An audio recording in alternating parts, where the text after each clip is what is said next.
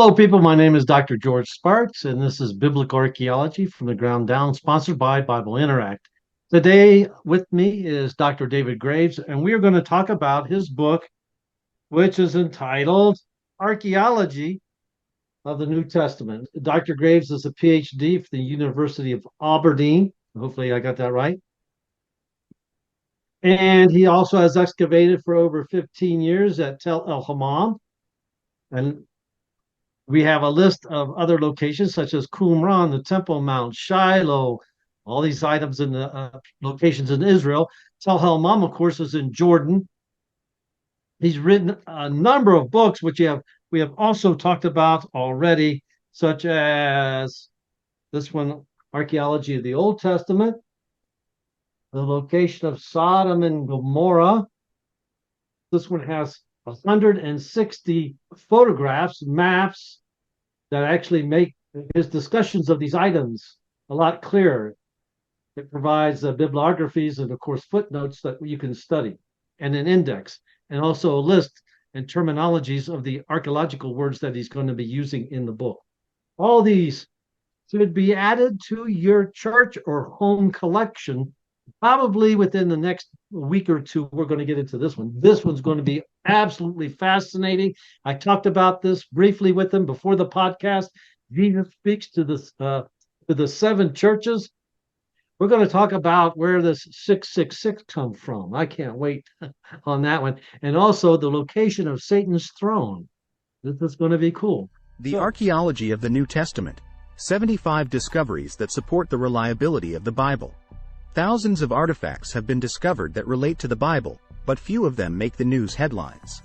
Revisionist scholars often seek to undermine and downplay the relevance of many of the discoveries. Experienced archaeologist Dr. David E. Graves has assembled a helpful collection of over 75 significant, up-to-date discoveries from the New Testament period. He begins with an introduction to New Testament archaeology, discussing dating and the role of archaeology in biblical studies, and then examines the relationship between archaeology and the New Testament texts, where he examines their languages and the New Testament papyri.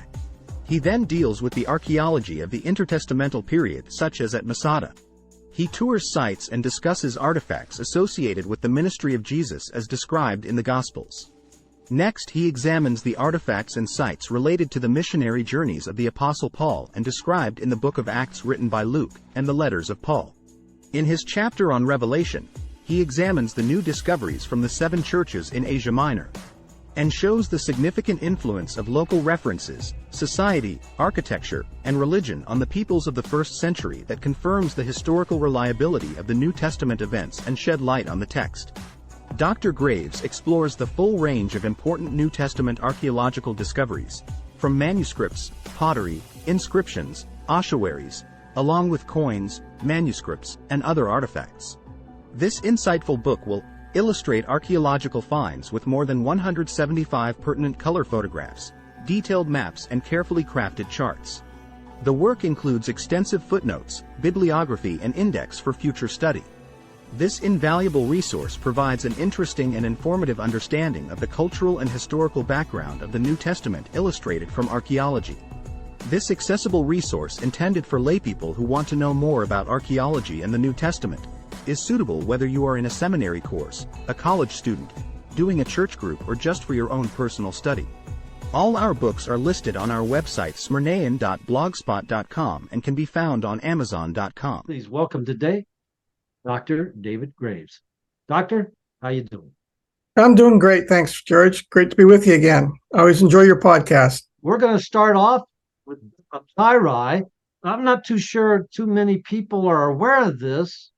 So you're going to explain to us the different papyri and why they are so important in the 10 major artifacts that we're going to talk about in the New Testament. Yes, well, we need to begin, I think, with the manuscripts because, of course, the Bible was written in Greek, the New Testament Greek, and we have a number of these papyrus that help us understand what the text and the actual text of Scripture are. Many of them were found in a place in Egypt called Oxyrhynchus, and so we call them the Oxyrhynchus papyri. We have fragments of the Gospels of Matthew and John and as well as fragments of other New Testament books that were discovered there. They were discovered in 1895 and 1897. Arthur Hunt and Bernard Grenfield were the individuals who discovered them there. And they're important because they're the earliest surviving Christian manuscripts in existence and provide valuable insight into the early Christian church. And other writings that are outside of the Bible are there as well, so it helps us to understand the cultural context. Probably one of the most famous papyrus is called the Chester Beatty Papyri, discovered by a man by the name of Alfred Chester Beatty. That was found down in Egypt, not at Axrahonikas, but probably about a couple of hundred miles south of that on the Nile River. It's called Chester Beatty because it's in the Chester Beatty Library in Dublin, Ireland today. It's the earliest known copy of the New Testament, Gospels, as well as other important Christian texts such as the Acts of the Apostles and Epistles of Paul and the Book of Revelation. And so PP46 is very famous. I'll probably provide a photograph of that one for everyone. These papyrus are important because they end up giving us evidence of what's happening in the New Testament period. Another one that I might mention, and there's thousands of manuscripts we have. The next one's called the Rylands Papyri. It was discovered at Axrahonikas. Most famous is P52 because it's from the Gospel of John 18, verses 31 to 33. And so there's over 2,000 Greek manuscripts, 500 Coptic papyri, and around 800 Arabic papyri. And the earliest of them dates to about the early 2nd century, and some scholars are arguing now that some of them are actually 1st century. So these are the earliest manuscripts that we have, closest to the people who wrote the original script. The papyri, the substance which was used when they were writing. It's kind of like we would think of today like paper. So it's not parchment. It's actually their idea of paper. Now, one other question. Would you explain what the papyri is? Well, that's my first question. My second question briefly is, was it a scroll or was it part of a codex? Oh, interesting questions. We find documents written on many different types of material. So you have parchment. There's an interesting background story from Pergamum. I won't go into all the details. It's quite complicated, but you have animal skins that were used. Some of the Dead Sea Scrolls were on animal skins, and then you have papyrus, which are made from the plant papyrus, and so that's where the word papyri comes from. And so they would crush the plant and make like paper, and then they were rolled up in scrolls initially, and but then in the early periods they discovered that if they took the leaves and cut them and put them into a book and sewed them together like a book, you have a codex.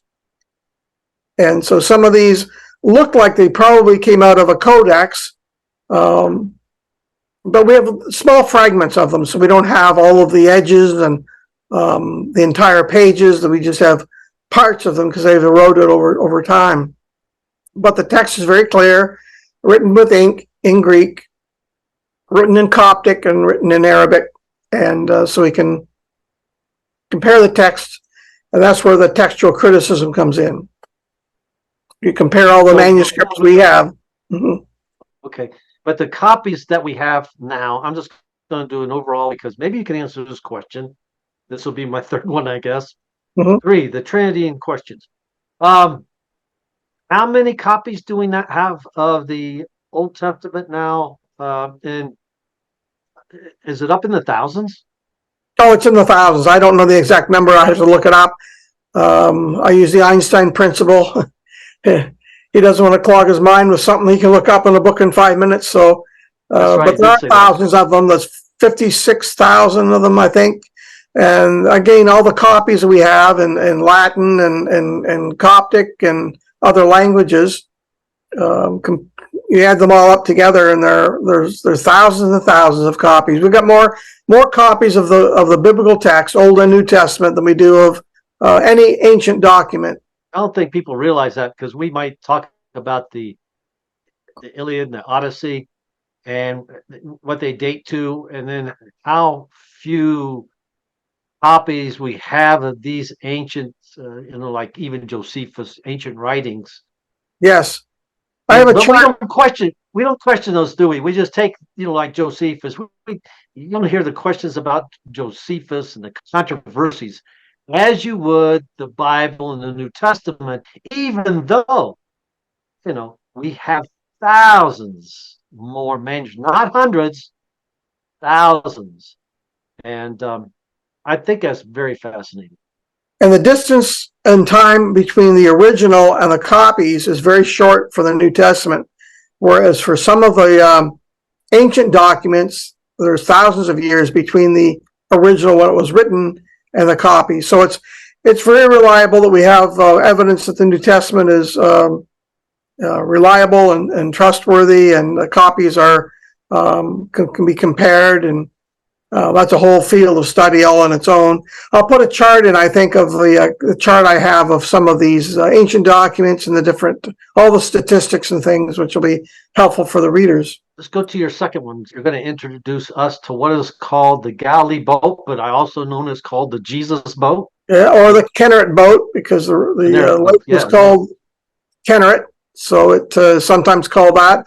It was discovered in 1986, a fairly new discovery. Yuval Lufgun and Mose Lufgun, they discovered it on the Sea of Galilee near the Kennesaw kibbutz. It identifies a first century fishing boat on the Sea of Galilee. And of course, it gives us an idea of what the boats looked like during the period. They had an interesting process for preservation, and they determined the composition of the different kinds of wood and what the vessel looked like. And the vessel's been pictured on the Migdal mosaics and Beth Sharim catacomb graffiti, many coins. So we know what those books look like. They've reproduced it. I'll perhaps show a photograph of what the boat looked like when it was restored. But it's important for us to get an understanding of what Peter the fisherman was using when he was out on the sea and with Jesus in those boats. It's not a boat that Jesus actually sat in himself that we can identify. He may have, but there's no way we can prove that. But it does give us a sample of a first century boat, which correlates back to the scriptures. The whole bottom of the boat was preserved. It's amazing. And they could identify the different types of wood. They had oak and cedar and hawthorn and willow and redbud. They used whatever woods they had available around the time, and they used them all and built this boat. So I think you've got some artifacts as well. This is on display. This is at the kibbutz North Gennesaar. Yep. And then also for dimensions, the boat is a little bit over 25 feet long and almost 8 feet wide. And from what I'm reading, it could hold up to 15 people. Well, that's pretty close with Jesus and his 12 disciples. And as they were excavating the mud out of the boat, because it took, I think, not like maybe 3-4 years to completely preserve it, because they had to soak it in a type of resin because the wood would be waterlogged. And Yes. of course, under certain weights and pressures, it probably would have collapsed. So they actually soaked it in a solution. So when it dried within the wood, so you can still see, you could say the way the wood looks. They could identify the mortise and tenon joints as well that was used for the construction. It dated to about 120 BC to about 40 AD from the carbon dating. There's 45 references to boats and fishing in the Gospels. So it's important. And when the Sea of Galilee had dropped to its lowest point, this boat showed up, and they were able to do the conservation of it. It was a new process they'd never tried before. And so it was important to restore it. One of the Oh. archaeologists that worked to do the restoration worked on one of our other sites for conservation as well at Tel El-Hammam, so and at Shiloh. So very interesting. So let's see. They found some artifacts in the excavation of the boat where they were removing debris inside the boat. One was, of Yeah. course, a cooking pot. Now, this isn't the same one, but it's a Roman period cooking pot. And for archaeologists that look at artifacts and it was intact, Hmm. it's a pretty good indication of when the boat was made and used because of the artifact that was found in the boat. But also, I believe they found fish hooks. Yep. The disciples were fishermen, so we know that was used for fishing. These are fish hooks that were used in the Roman period. And also in the boat, they found arrowheads. So the theory is that when the Jews that were living on the west side of the Sea of Galilee were fleeing the Romans, that they left the shore and thought that the Sea of Galilee would be a safe haven. But the Romans, in theory, followed them out and massacred them in the boats. That's why they found the arrowheads. Now, I don't know if you can see all this if I held it up nicely. All these items are on display at the, I'll just call it the Jesus boat at North Gennesaret. Well, my third pick would be the Pool of Siloam. Now, for many years, the Pool of Siloam was identified at a Byzantine site. It was called Birka Silwan in Jerusalem. And for many years, this is what had been identified as the Pool of Siloam. But then they started to do some construction work near Hezekiah's tunnel to do some modern pipes. And lo and behold, they came across the another pool. And so until 2004, when it was discovered, most scholars accepted the small, narrow Byzantine pool called the Birka Silwan as the traditional site. They associated it with the miracles of Jesus healing in John, the Gospel of John. It's depicted on the Madaba map up in Madaba in Jordan. And it's now a Muslim mosque. But in 2004, they found another location, as I mentioned, that has been identified repairing sewage lines about 200 feet long. They found the steps, and part of it had been exposed in 2004, 2005. They were able to date it based on the coins and the pottery found embedded in the mortar, that the structure was securely dated to the first Jewish revolt against Rome in AD 66 to 70. It became inactive after the destruction of Jerusalem in 70 AD. But recently it has continued to be expanded. A Greek Orthodox church owned part of it, and there was some trees that were growing, fruit trees that were growing in a garden. And the Israelis have been able to get permission from the courts to confiscate that property and continue to excavate it. And they've done that this last year, and they were able to expose more of the steps. And I think they got down to the bottom of the pool. There's debate as to whether scholars have been debating as to whether it was a swimming pool or a mikvah. I'm pretty confident that it was used for cleansing. As you went up to the temple to do your sacrifice, you would want to do your Jewish cleansing in a mikvah. It's a Jewish ritual pool that was used for a lot of people that would go up to do their sacrificing in Jerusalem. This article I'm looking at says from the Gospel of John, chapter 9, verse 7, the pool of Siloam, to which Jesus sent a blind man to wash the mud mixture from his eyes. I wonder if that's that mud mixture where he puts the mud on the eyes, he makes the spittle and puts it on the man's eyes.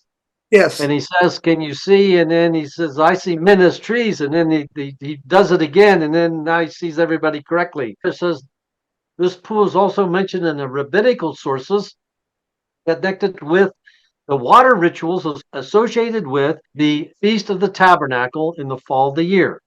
Yes. Now, what's important with a mikvot is you always have to have living water. Right. Jesus spoke about the living water. It has to be moving. And what's interesting is that this is connected to Hezekiah's tunnel that provided the water to Jerusalem. So we have the flowing water, living water, appropriate for a mikvot, for Jewish ceremonial and ritual cleansing, a perfect spot for Jesus to have done that particular miracle of the blind man. Let me ask you a question. If I was a tourist, I went to Jerusalem, and most tourists have this on their itinerary, that you go to the Kidron Valley, you enter into the water source for Jerusalem, and you're going through Hezekiah's tunnel. You come out the other end, there's a little small pool that you're referring to that once was, not that long ago, referred to as the Siloam Pool. But now, because of this more recent excavation, much larger, it makes much more sense, and it's dated to the Roman period, that this was the pool that the gospel is referring to. Mm-hmm. But if I was a tourist and I go through the water system, the Gihon Spring, the water system, if I come out the other end, could I immediately go to this new excavation and see that as well? Yes, they have a beautiful display that they have done. It's under excavation at the moment. They put some tents up, but they have a display, a walkway where you can walk across, and they have a reproduction, a little visitor center. And inside the center, there's a reconstruction of I think it's a first century home, what it would look like, with some pottery and what have you. Inside as you get into the Hezekiah's tunnel. It's a must-see if you're doing a tour around. It's just south of David's palace that has been excavated by Elliot Mazar, and that's another place to take a look at, but that dates back to the time of David, but this is the New Testament. So lots of things to see if you get a chance to get to Jerusalem, although under the present circumstances, it may be a while before tourism opens up again. Okay, we got time for one more artifact. I believe you wanted to talk about the Pontius Pilate inscription. I'm going to try and squeeze two in here.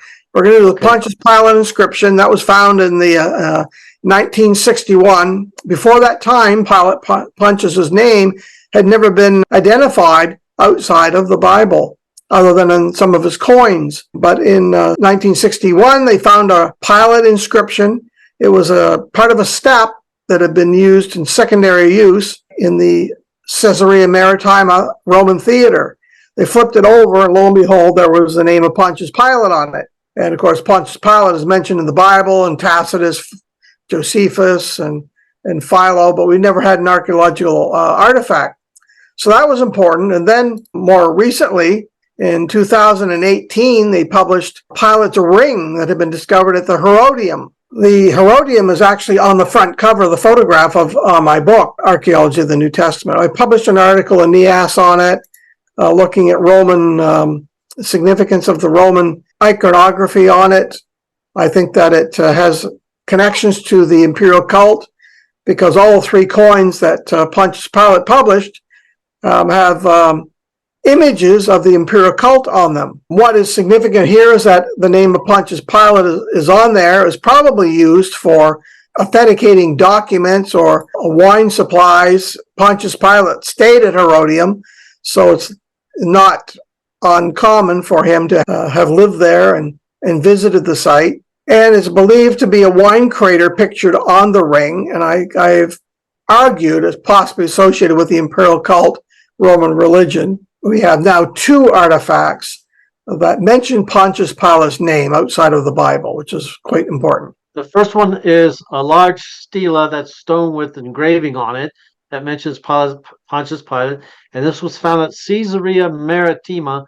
I think it was close to the theater. The stele was part of the theater steps, and when they were excavating the theater, they flipped it over. And on the bottom side, this is when they found the inscription. So it had been used in secondary use. Now, Pontius Pilate was a prefect of Rome, of Galilee, of Judea, from 26 AD to 36 AD.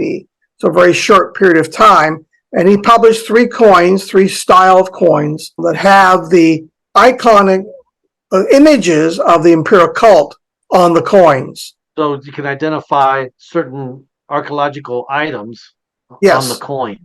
Yeah, and they were his coins were published. A picture of the coin. Yeah. Yeah, his coins were published in AD 29, AD 30, and AD 31. And those are Pontius Pilate's coins that he authorized, but they all have a picture of the imperial cult on them. And so why wouldn't his ring, if that was that significant to him? So I write an article, peer-reviewed article for NIAS on that, and folks can download that if they want to read further on artifacts of Pontius Pilate. And then throughout Israel, in the excavations dealing with the Roman period of the 1st century, we find the pruta, little bronze coin, that are also attributed to Pontius Pilate. So we have a number of different references, hard archaeological references to Pontius Pilate. Yes. And they were published under Tiberius. Once again, the slab was discovered in 1961 by an Italian expedition at the theater of Caesarea. All right. It was dedicated to the Roman Emperor Tiberius in around 14 to 37 CE or AD. Then, which you mean, but when I say then, this comes to secondary use. In archaeology, that means it's not in its original location anymore of the intended use. That fell out of, you could say, that fell out of, I don't want to use the word use again. For some reason, it becomes rubble, and they take that and they reuse it. And then it was it says back then it was part of a well, like a wellhead.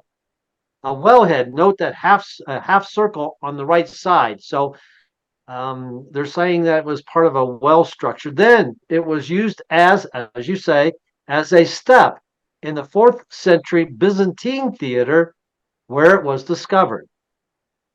Man, that's we would call that in our day recycling. Yeah, exactly. That's the right word. I'm thinking like secondary use. How do we explain this to people? Like, what in the world are we talking about? Secondary use. It was recycled. And the inscription said, Tiberium of Caesareans, Pontius Pilate, prefect of Judea, has given. That's all we have on it. But his name is clear there. Prefect of Judea. There was some controversy as to what his original title was. That has been somewhat settled by the discovery of this stele or stone step. This is part 1. We are at item number 4 and kind of 5. We did 2 and combined them both together because they both had to deal with Pontius Pilate. And we're going to continue on in part 2 we're going to have all 10 of these major archaeological finds being represented in our New Testament. We're going to continue in part 2. Dr. Graves, thanks for being with us, and we'll continue again. Thank you. You're welcome. Look forward to it.